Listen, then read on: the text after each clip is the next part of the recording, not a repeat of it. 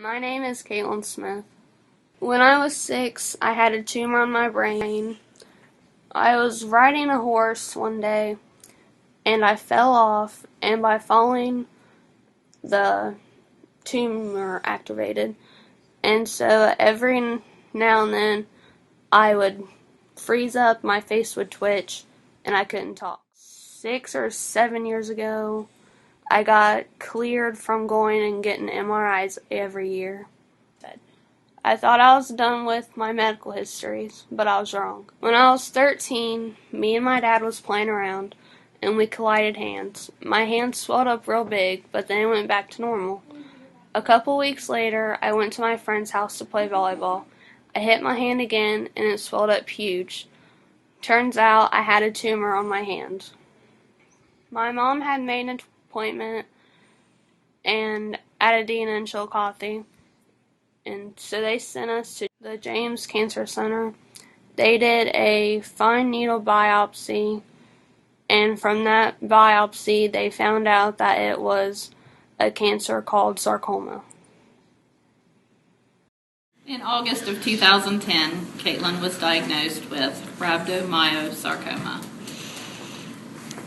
Since then, she has done 51 weeks of chemo with 6 weeks of radiation, going back and forth. Right now, she had a relapse in January of 2012.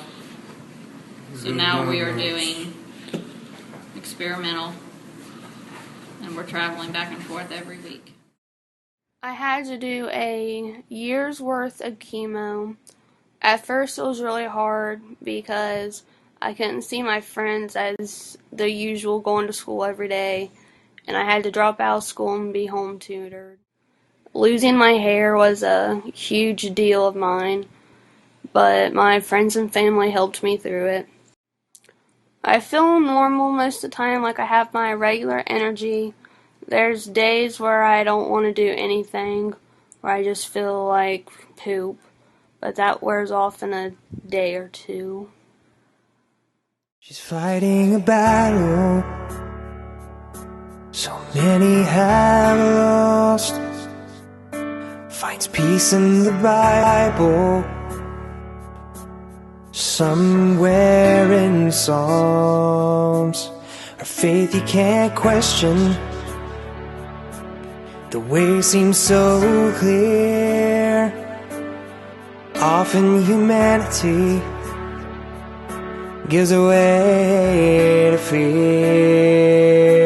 She goes to the verses and reads them aloud. Says, under your wings I'm safe and sound. Your truth is my shield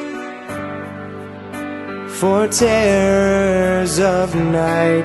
And she cries out to him in tears of fright.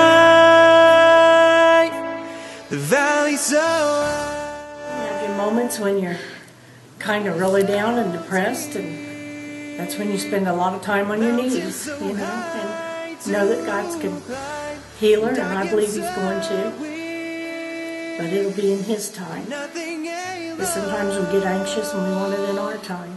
But you got to learn to trust Him, and it's been hard. Been rough. Very rough. When you would take and do anything for them and you can't do nothing, it's rough.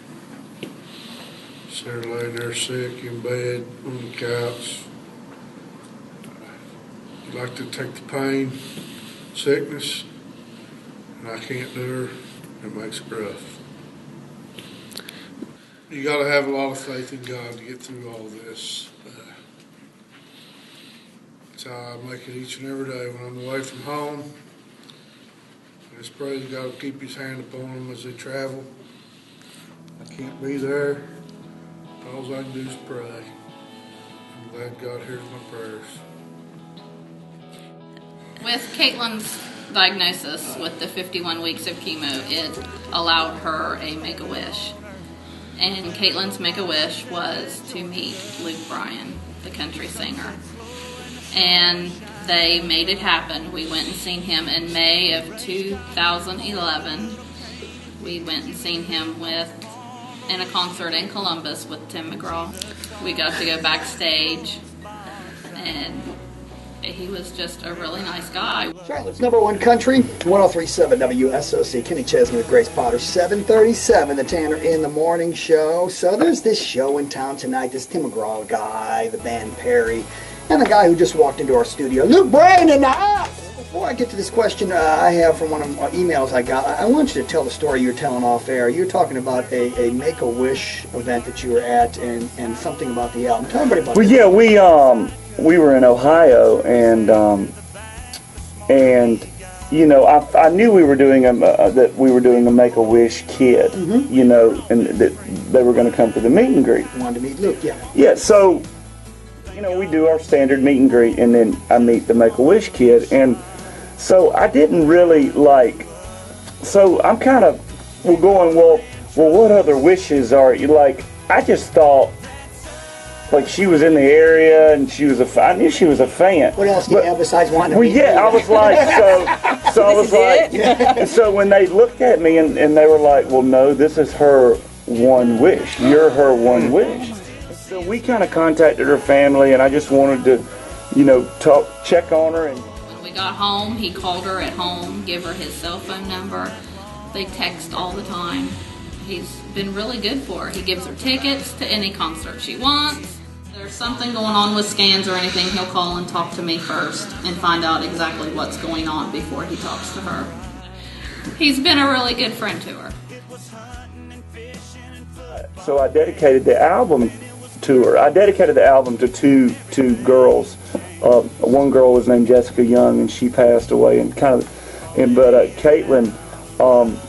So what's funny is I didn't tell her. I mean, I'm the. She doesn't know. She doesn't know. So she is in chemo, and then she texts me, "Well, I'm heading to go get your album," and I'm just like, "Oh my God, this is gonna be so. This is gonna be so cool." So I said, "Well, I hope you like it," and I'm just texting her, and then I get this text, like I got it on my phone right now. It says, "You dedicated the album to me?" ?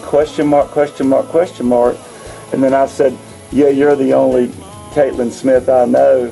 His CD, Tailgates and Tan Lines, he dedicated it to me. I texted him and I said, "You dedicated the album to me?" He's like, "Yeah, you're the only Katlyn Smith I know." I was actually in the hospital for chemo when it came out, and on our way home we stopped and got it, and I was listening to it and I was reading the little book that comes with it, and I saw this album is dedicated to Katlyn Smith and another girl, and I screamed, and Mom got scared, and she's like, "What?" And I told her and everything, and I called him later on that night and thanked him. My heart just melted.